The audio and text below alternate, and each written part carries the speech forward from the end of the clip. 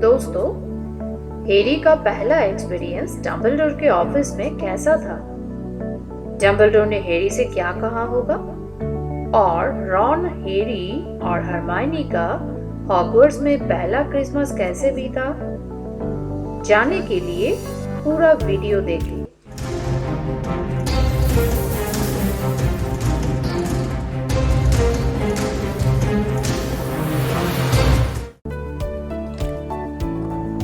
Friends, दागाज Harry Potter आप सबके लिए हैरी पॉटर की पूरी सीरीज हिंदी में लेके आया है। तो हैरी पॉटर हिंदी में सुनने के लिए चैनल के साथ बने रहिए। तो चलिए कहानी शुरू करते हैं। आज की कहानी है चैम्बर ऑफ सीक्रेट्स के चैप्टर 12 द पॉलीजूस पोशन से।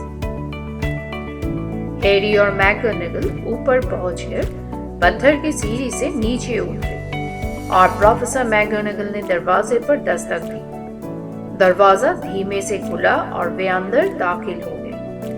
प्रोफेसर मैगोनेगल ने हैरी से इंतजार करने को कहा और उसे वहां अकेला छोड़कर वे अंदर चली गई। हैरी ने चारों तरफ देखा।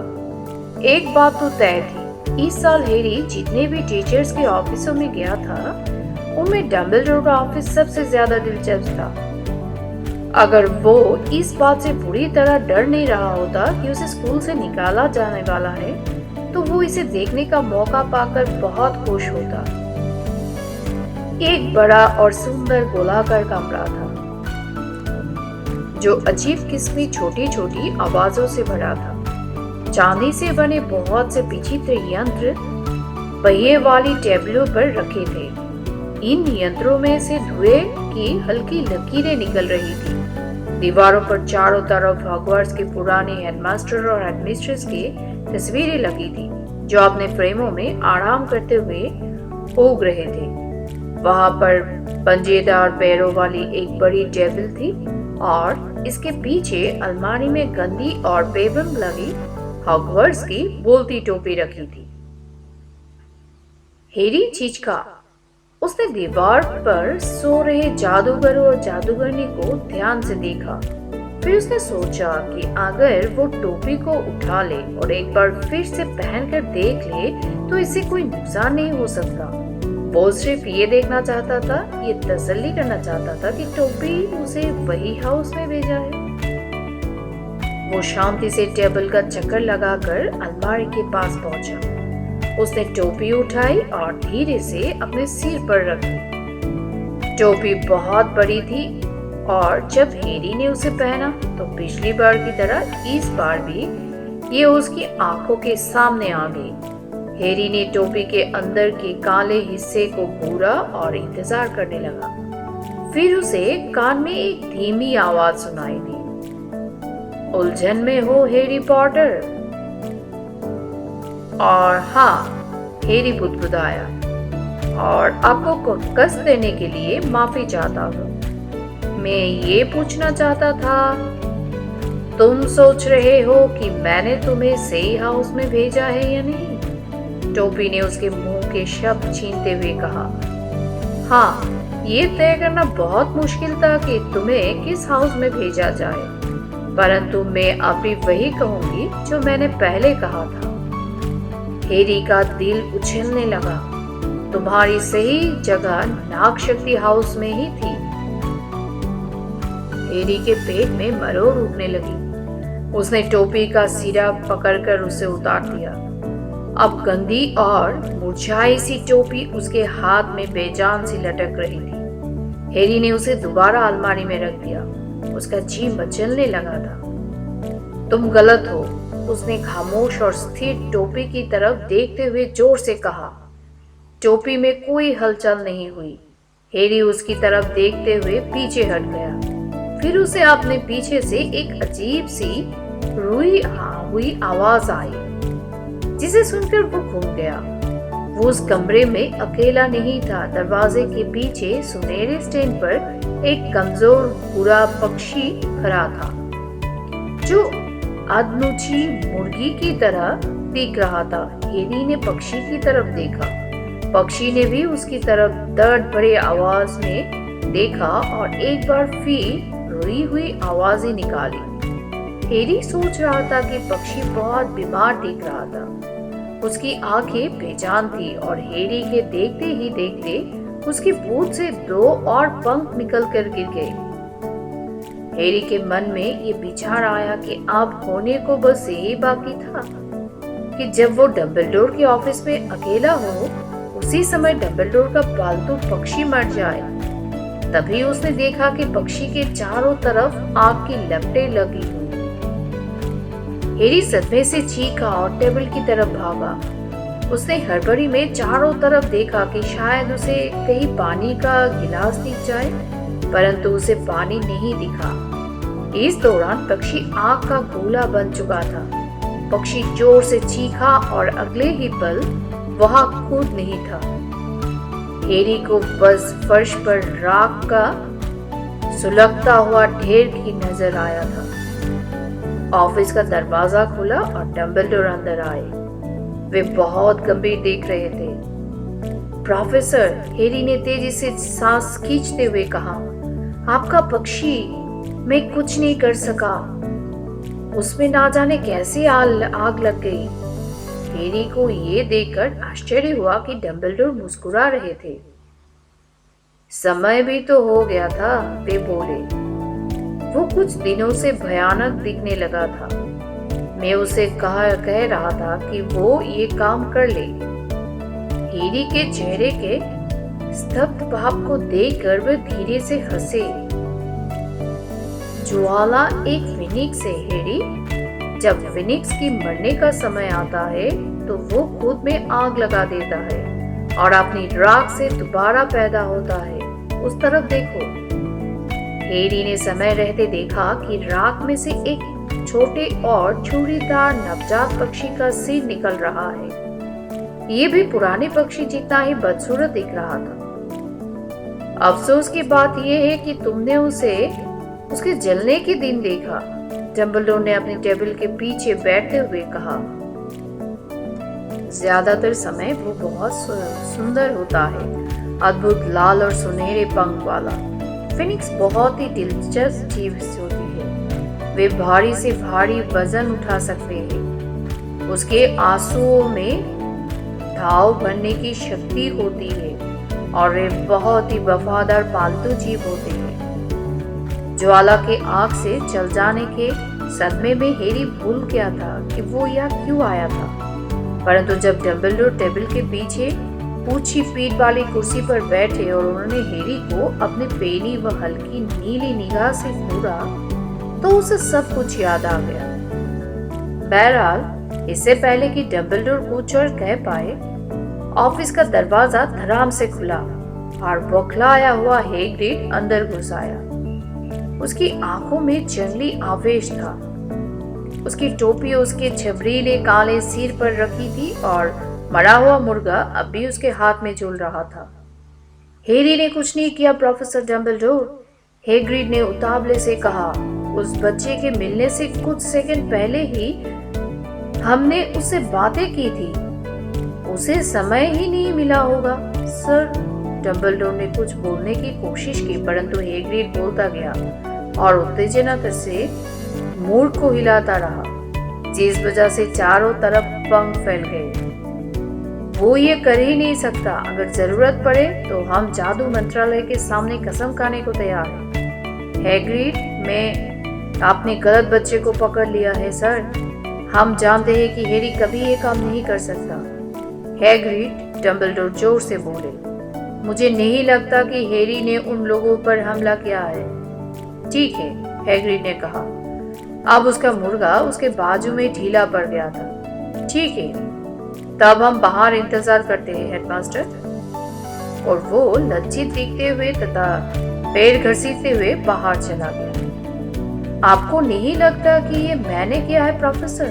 हैरी ने आशा भरे स्वर से कहा जब डंबलडोर ने अपने टेबल से मोर के पंख हटाए। नहीं हैरी, मुझे नहीं लगता, डंबलडोर ने कहा। हालांकि उनका चेहरा एक बार फिर गंभीर हो गया। परंतु फिर भी मैं तुमसे बात करना चाहता हूँ। हैरी ने घबरा कर इंतजार किया। जब डंबलडोर ने उसे तोला, उनकी लंबी उंगलियां वापस में गुथी हुई थी। हैरी, मुझे तुमसे ये पूछना है कि क्या कोई ऐसी चीज है जो तुम मुझे बताना चाहते हो? उन्होंने नरमी से पूछा। कोई भी चीज। हैरी को समझ में नहीं आया कि इस बात का क्या जवाब दे। उसने मैलफॉय के चिल्लाने के बारे में सोचा, अब तुम्हारी बारी है, बच जा तो।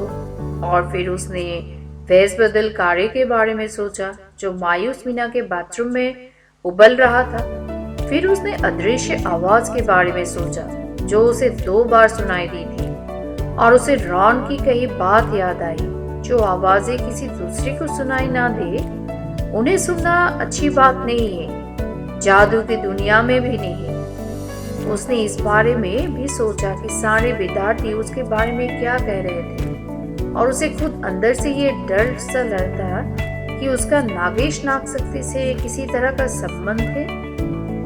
नहीं, हैरी ने कहा, ऐसी कोई बात नहीं है सर।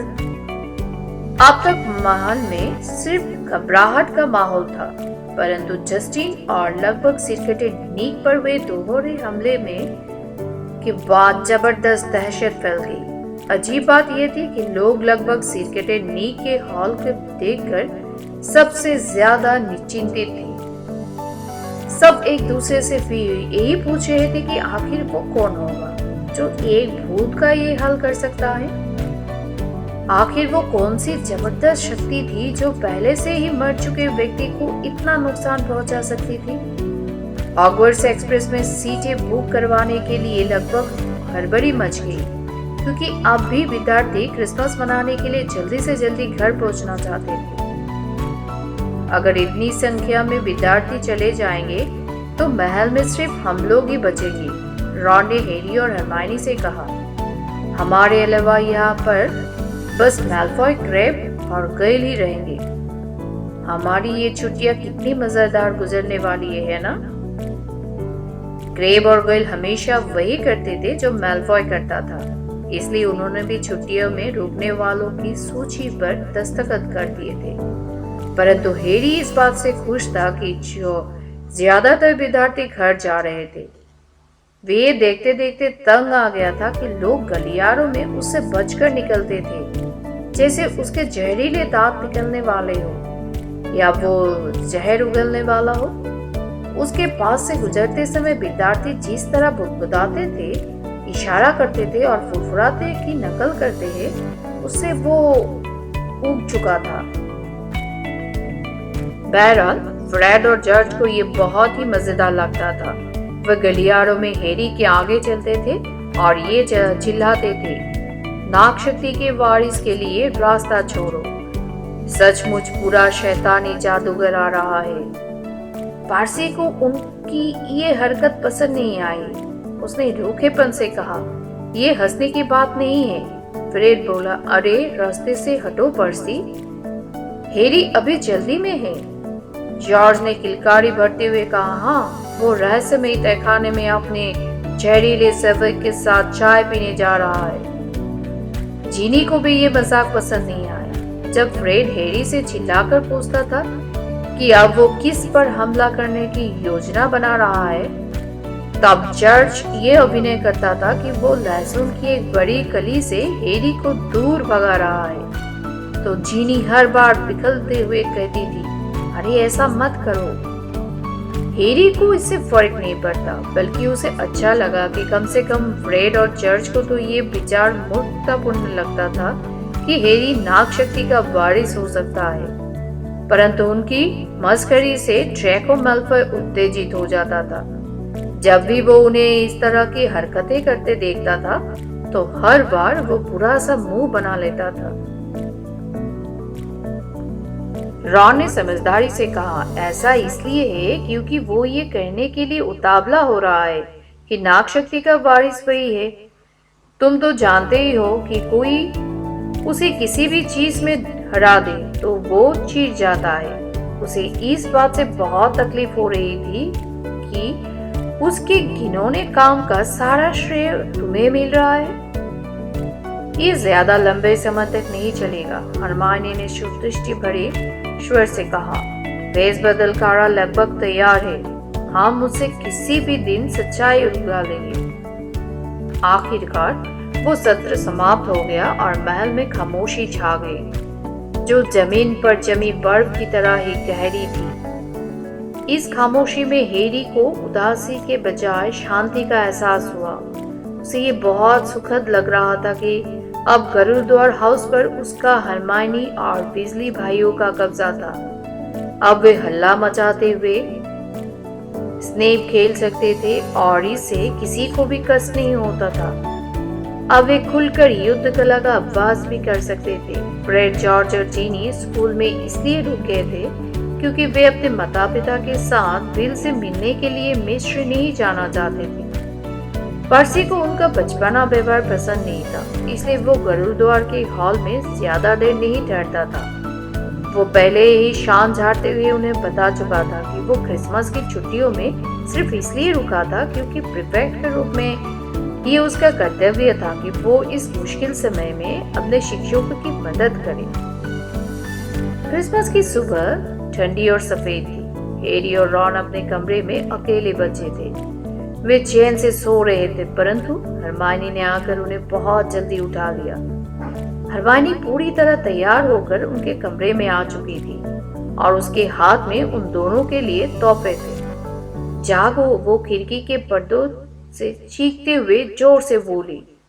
हरमाइनी, तुम्हें यह नहीं होना चाहिए था, रॉन ने अपनी आंखों को अंदर आती रोशनी से बचाते हुए कहा। क्रिसमस की बधाई, हरमाइनी ने उसकी तरफ उसका तोहफा उछालते हुए कहा। मैं लगभग 1 घंटे पहले जाग गई थी और मैं कारे में थोड़े से पतंग और डाल चुकी थी। अब कारा पूरी तरह तैयार है। हैरी उठकर बैठ गया। अचानक उसकी आंखों की नींद उड़ गई थी। क्या तुम्हें विश्वास है? बिल्कुल, हरमाइनी ने कहा। उसने स्कूबर्स चूहे को हटाया ताकि वो हैरी के बिस्तर के कोने पर बैठ सके। अगर हमें ये काम करना है तो मैं तो यही कहूंगी कि हमें इसे आज रात को ही करना चाहिए। उसी पल हेडविग पंख फड़फड़ाते हुए कमरे में आई। उसकी चोंच में एक बहुत छोटा सा पैकेट था। जब वो उसके बिस्तर पर उतरी तो हैरी खुश होकर बोला, हेलो, तो आप तो मुझसे दोबारा बोलने लगे हो। हेडविग ने प्यार भरे अंदाज में हैरी को कान कुतूरा। तो तोहफा हेडविग लाई थी, उसकी तुलना में हैरी को हेडविग के प्रेम का ये तोहफा ज्यादा पसंद आया। वो डर्सी दंपति का तोहफा लाई थी, जिन्होंने हैरी को एक टूथपिक भेजी थी और एक चिट्ठी भी, जिसमें लिखा था कि क्या वो गर्मी की छुट्टियों में भी हॉगवर्ट्स में रुक सकता है। हैरी के क्रिसमस के बाकी तोहफे इसे ज्यादा संतोषजनक थे। हैग्रिड ने उसे ट्रिकल टॉफी का एक बड़ा सा टीन भेजा था, जिसे हैरी ने खाने से पहले आग में नरम करने का फैसला किया। रॉन ने उसे फ्लाइंग विद द कैनन्स किताब दी थी, जिसमें उसकी प्रिय क्विडिच टीम के बारे में रोचक तथ्य थे, और हरमाइनी ने उसके लिए बाज के पंख वाली एक बेहतरीन कलम खरीदी थी। हैरी ने आखिरी तोहफा को खोला। इसमें उसे मिसेस विज़ली के हाथ का बुना एक नया स्वेटर और एक बड़ा स्पॉन्जी केक मिला। उसने अपराध बोध के एक नए एहसास के साथ उनका भेजा कार्ड रखा। वो मिस्टर विज़ली की कार के बारे में सोच रहा था, जो लड़ाकू पेड़ के साथ हुई टक्कर के बाद आज तक नहीं दिखी थी। वो नियमों को तोड़ने की उस योजना के बारे में भी सोच रहा था जो उसने और रॉन ने बनाई थी। ऐसा हो ही नहीं सकता कि किसी को हॉगवर्ट्स में क्रिसमस के डिनर में मजा ना आए, भले ही उसे बाद में भेस बदल काढ़ा पीने का डर सता रहा हो। बड़ा हॉल भव्य लग रहा था। न सिर्फ वहाँ पर सिर्फ बर्फ से ढके 1 दर्जन क्रिसमस वृक्ष थे और शूलपर्णी तथा मिसलटों की मोटी पत्तियां छत पर गुदगुदा होकर लहरा रही थी, बल्कि गर्म और सूखी अभिमंत्रित बर्फ छत से गिर रही थी। डंबलडोर ने उन्हें अपने कुछ प्रिय गीत सुनाए।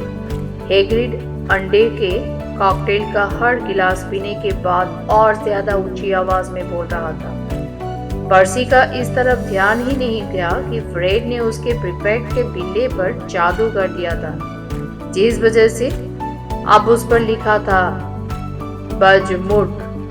वो उन सब से पूछता रहा था कि वे उसकी तरफ देखकर हंस क्यों रहे हैं। हैरी को इस बात की परवाह नहीं थी कि नागशक्ति की टेबल से ड्रैको मैलफॉय जोर से उसके नए स्टेबल के बारे में व्यंग्यात्मक टिप्पणियां कर रहा था। हैरी ने सोचा अगर क्रिसमस अच्छी रही तो कुछ ही घंटों में मैलफॉय की हवा निकल जाएगी। हैरी और रॉन ने अभी क्रिसमस पुडिंग का तीसरा दौर ही खत्म किया था कि तभी हरमाइनी उन्हें खींचकर हॉल से बाहर ले गई ताकि शाम की योजना को अंतिम रूप दिया जा सके। अब मैं उन लोगों की कोई चीज चाहिए जिनके रूप में तुम्हें बदलना है, हरमाइनी ने सामान्य लहजे में कहा, जैसे वो उन्हें वॉशिंग पाउडर लाने के लिए सुपरमार्केट भेज रही हो। और जाहिर है अगर तुम ग्रेब और ग्राइल की कोई चीज ला सकते हो तो ये सबसे अच्छा रहेगा, क्योंकि मैं मैलफॉय से सबसे अच्छे दोस्त थे। वे उनसे कुछ नहीं छुपाएगा और हमें ये इंतजाम भी करना है कि जब हम इसे पूछताछ कर रहे हो तब असली ग्रेब और ग्राइल वहां पर अचानक ना आ जाए। मैंने सारी योजना बना ली है, उसने आगे बढ़ते हुए और हैरी तथा रॉन को हैरान चेहरे को नजरअंदाज करते हुए कहा। उसके हाथ में 2 बड़े चॉकलेट केक थे। मैंने इनमें नींद की साधारण दवा मिला दी है। तुम्हें बस इतना करना है कि उन्हें किसी ऐसी जगह पर रख दो जहाँ ग्रेब और गाइल इन्हें देख ले। तुम तो जानते ही हो वे कितने पेटू हैं। वे इन्हें खाए बिना नहीं रह सकते। एक बार जब वे सो जाए तो तुम उनके कुछ बाल उखाड़ लेना और उन्हें झाड़ुओं वाली अलमारी में छुपा देना। हैरी और रॉन ने अविश्वास से एक दूसरे की तरफ देखा। हरमाइनी, मुझे नहीं लगता हमारी योजना पूरी तरह से गड़बड़ा सकती है। परंतु हरमाइनी की आंखों में फौलाद जैसी चमक थी, जो वैसी ही थी जैसी प्रोफेसर मैगनगल की आंखों में कई बार नजर आती है।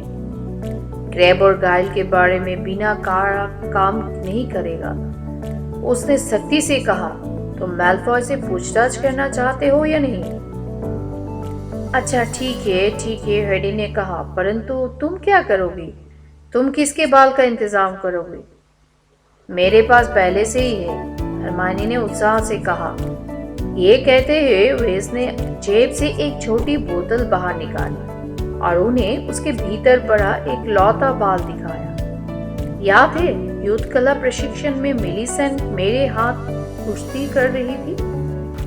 जब वो मेरा गला दबाने की कोशिश कर रही थी तब मेरे कपड़ों पर उसका ये बाल लग गया था। अब वो क्रिसमस के लिए घर चली गई है, इसलिए मुझे ये बताना पड़ेगा कि मैं बीच में ही वापस लौट आई। जब हरमाइनी दोबारा भैंस बदल कार्य की जांच करने के लिए गई तो हैरान परेशान दिख रहा रॉन हैरी की तरह मुड़कर बोला, क्या तुमने कभी किसी दूसरी ऐसी योजना के बारे में सुना है जिसमें इतनी सारी चीजें गड़बड़ हो सकती है?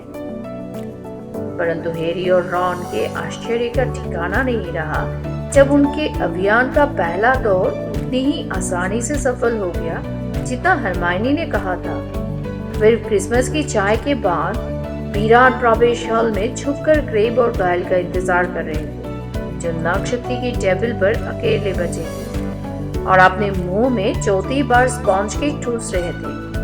हैरी ने सीढ़ियों पर बने छोटे से खंबे के सिरे पर चॉकलेट केक रख दिए। जब हैरी और रॉन ने ग्रेब और गाइल को बड़े हल से बाहर आते देखा तो जल्दी से अगले दरवाजे के पास रखे एक कवच के पीछे छुप गए। कोई इतना मूर्ख कैसे हो सकता है? रॉन ने विजयी अंदाज में फुसफुसाया। जब ग्रेब ने खुश होकर गाइल की तरफ देखा और केक की तरफ इशारा किया, फिर उन दोनों ने केक उठा लिए और मूर्खतापूर्ण ढंग से हंसते हुए अपने बड़े मुंह में साबुत केक भर लिए। कुछ समय तक तो वे चटकदार लेकर केक का स्वाद लेते रहे और उनके चेहरे पर उल्लास के भाव नजर आए। फिर चेहरे के भाव बदले बिना वे दोनों फर्श पर पीछे की तरफ लुढ़क गए। सबसे मुश्किल काम था उन्हें हॉल से दूसरे सिर पर रखी अलमारी में छुपाना। एक बार जब उन दोनों को बाल्टियों और झाड़ुओं के बीच सुरक्षित तरीके से छुपा दिया गया, तो हैरी ने गाइल के माथे से 2 बाल उखाड़ लिए और रॉन ने क्रेब के कुछ बाल खींच लिए। उन्होंने क्रेब और गाइल को जूते भी उठा लिए, क्योंकि उनके अपने जूते क्रेब और गाइल के पैरों के हिसाब से बहुत छोटे थे। उन्होंने जो किया था उस पर हैरान होते हुए वे भागकर मायूस मीना के बाथरूम की तरफ गए।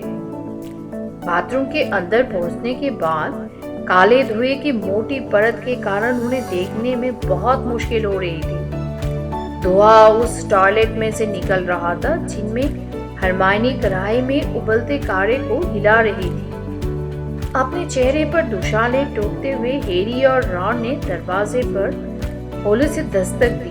हरमाइनी, उन्हें कुंडी खुलने की आवाज सुनाई दी और हरमाइनी सामने आई।